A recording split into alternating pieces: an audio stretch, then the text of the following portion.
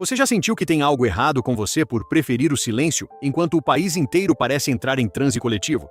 Se o som do trio elétrico te causa mais repulsa do que alegria, e a ideia de se esfregar em estranhos no calor soa como tortura, parabéns.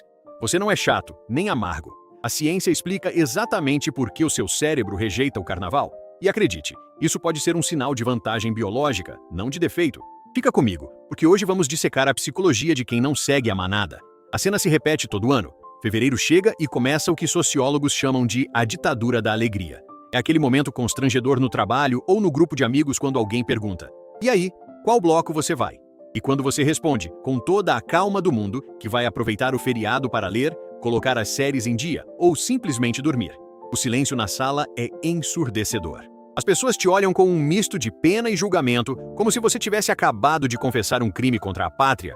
Nossa, mas você é muito velho por dentro. Deixa de ser antissocial. Tem que aproveitar a vida. O problema é que a sociedade brasileira não vê o carnaval apenas como uma festa. Ela o vê como um imperativo moral. Se você não está suando glitter e bebendo cerveja quente na rua, assume-se automaticamente que você está deprimido, que é elitista ou que tem algum trauma mal resolvido. Mas a verdade é muito mais profunda e menos falada. Existe um fenômeno na psicologia social chamado ignorância pluralística. Sabe o que é isso? É quando a maioria dos membros de um grupo rejeita secretamente uma norma, mas continua seguindo-a porque acredita, incorretamente, que a maioria dos outros a aceita. Ou seja, tem muita gente naquele bloco, espremida e desconfortável, que só está lá porque tem medo de ser o chato que ficou em casa. Você, que decidiu não ir, apenas teve a coragem de quebrar esse ciclo de validação externa. O incômodo que as pessoas sentem com a sua recusa não é sobre você, é sobre elas. Quando você diz não para a euforia coletiva, o cérebro de quem está indo para a folia interpreta isso como uma rejeição à tribo. Você vira uma ameaça subconsciente, alguém que não precisa daquele ritual de pão e circo para se sentir completo.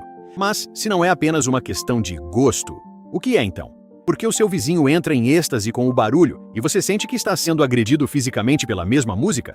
A resposta não está na sua alma, está no seu hardware. A neurociência já mapeou que o cérebro de quem odeia aglomeração funciona com uma voltagem diferente. E é exatamente isso que vamos ver agora. Você já se perguntou por que, para algumas pessoas, o som alto do trio elétrico é pura energia, enquanto para você parece uma agressão física? A resposta não é frescura, é biologia pura.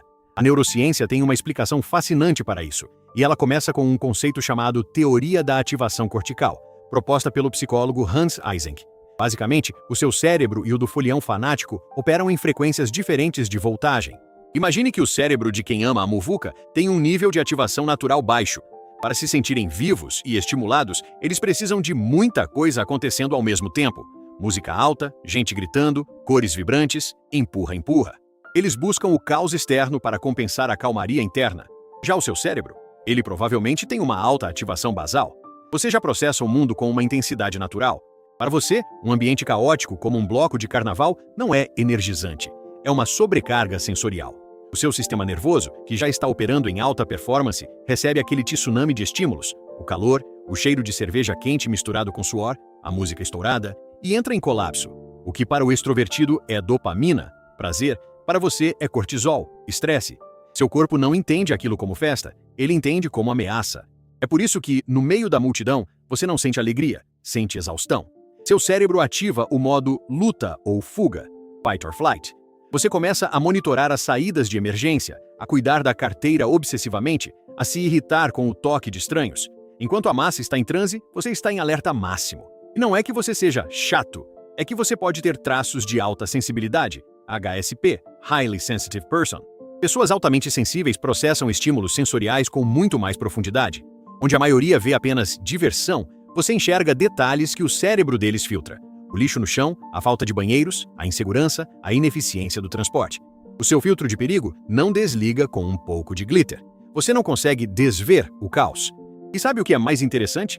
Essa característica de chato que a sociedade te impõe é, na verdade, um mecanismo de defesa evolutivo super sofisticado. Enquanto o grupo se expõe a riscos desnecessários em busca de prazer imediato, o seu cérebro está calculando probabilidades e consequências. Você não é menos divertido, você é biologicamente programado para a autopreservação e para a eficiência. E isso nos leva a uma questão ainda mais profunda. Se o seu hardware rejeita o caos, como fica o seu software psicológico? É aqui que a coisa fica polêmica, porque vamos falar sobre pão e circo e controle de impulsos. Agora que entendemos que o seu cérebro processa o caos de forma diferente, vamos falar sobre o software que roda nessa máquina, a sua personalidade e a forma como você enxerga o mundo. E aqui entra um ponto polêmico, mas necessário. A diferença entre buscar validação externa e ter um locus de controle interno forte. Muitas pessoas que amam o carnaval sentem uma necessidade profunda de pertencimento, de fazer parte de algo maior, mesmo que seja uma multidão suada e barulhenta. Elas precisam postar a foto no bloco, mostrar que estão vivendo, validar a própria felicidade através dos likes e dos olhares alheios. Já você? Provavelmente, a sua necessidade de aprovação social é muito menor. Você não precisa da validação de estranhos para saber quem é ou o que gosta. Isso se conecta diretamente com um traço de personalidade chamado conscienciosidade, do modelo Big Five. Pessoas com alta conscienciosidade tendem a ser mais organizadas, focadas em objetivos de longo prazo e menos impulsivas. Enquanto a massa se entrega ao hedonismo imediato do aqui e agora, beber até esquecer o nome, gastar o que não tem, beijar quem não conhece, o seu cérebro faz uma análise de custo-benefício implacável. Você olha para a sujeira nas ruas, para o cheiro de urina, para a insegurança e o seu lobo frontal, a parte racional do cérebro, grita: isso não vale a pena. Você enxerga o carnaval não como cultura popular, mas como uma forma moderna de pão e circo. Uma distração em massa para que a população esqueça os problemas reais do país por 4 dias. E você se recusa a participar dessa anestesia coletiva. Se você se identifica com essa visão mais crítica e analítica do mundo, já deixa o like aqui no vídeo e se inscreve no canal. A gente traz conteúdos assim toda semana para quem pensa fora da caixa e sua inscrição ajuda muito a gente a continuar questionando o óbvio. Voltando ao ponto, essa recusa em se alienar não é arrogância, é autopreservação mental. Você valoriza a sua lucidez e a sua autonomia. A ideia de perder o controle do próprio corpo e mente por causa de álcool ou euforia induzida te causa repulsa, não atração. Você prefere a realidade nua e crua, com todos os seus problemas, do que uma fantasia temporária que cobra um preço alto na quarta-feira de cinzas.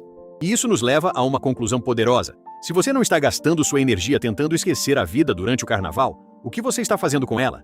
É aqui que a sua chatice se transforma em uma vantagem competitiva brutal que a maioria das pessoas ignora completamente. Enquanto o mundo lá fora sofre de FOMO, Fear of Missing Out, medo de estar perdendo algo, você provavelmente já experimentou o JOMO, Joy of Missing Out, o prazer de estar perdendo. Sabe aquela sensação de alívio profundo quando você vê os stories dos amigos na chuva, na fila do banheiro químico, espremidos no calor, e você está no conforto do seu sofá, com um livro na mão ou maratonando uma série, com o ar-condicionado ligado? Isso não é ser velho, isso é inteligência emocional. É a capacidade de encontrar satisfação na própria companhia e no silêncio, sem precisar de validação externa ou de estímulos caóticos para se sentir vivo. O carnaval, para quem não curte, se transforma em um oásis temporal. São 4 dias em que o Brasil para. O trânsito diminui, os e-mails de trabalho cessam, as cobranças somem. É o único momento do ano em que o mundo te dá uma permissão social para desaparecer e focar 100% em você. Enquanto a maioria das pessoas está queimando neurônios e dinheiro para esquecer a vida que leva, você tem a oportunidade de ouro de usar esses dias para construir a vida da qual você não precisa fugir. Pense nisso como um detox de dopamina, involuntário.